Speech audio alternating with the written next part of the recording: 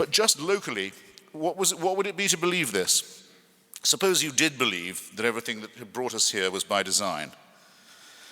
Well, we know that 99.9% of all species that have ever existed just on this planet have become extinct. So heaven has already watched almost 100% of its creation die off, often in very unpleasant, callous circumstances, with folded arms, right? And that's billions of years of geological time. Some people say the Homo sapiens has been around for 100,000 years, some for as long as 250,000. No one says less than 100,000. Francis Collins, the great Christian believer who did the Human Genome Project, says certainly 100,000. I'll take 100. Richard Dawkins thinks it's more. I'll take 100. What does it mean if we're divinely supervised and divinely created and looked out for?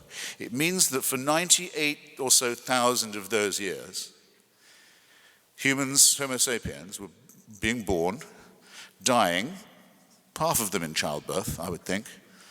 Life expectancy maybe of 20 years, maybe of 30. People dying essentially of their teeth and of hideous diseases, living in permanent fear. Where are the earthquakes coming from? Where are the lightning strikes coming from? Why is all this? What are these diseases that hit us? We don't know about microbes, we have no idea.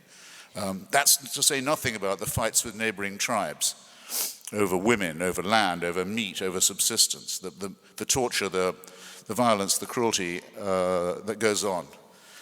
I don't need to underline all of it, I hope. You can picture it for yourself. 98,000, the first 98,000 years, heaven watches this going on with perfect insouciance. And something like 2,000 to 3,000 years ago decides, right, we have to intervene now. We have to do something about this.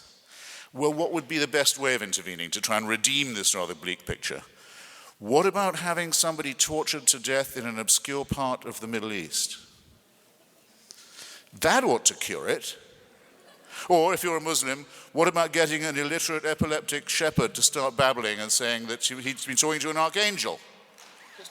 Or what about inventing the figure of Moses in a mountain that's never yet been found by any geographer, Mount Sinai? That's what you'd have to believe. I've got a minute, right?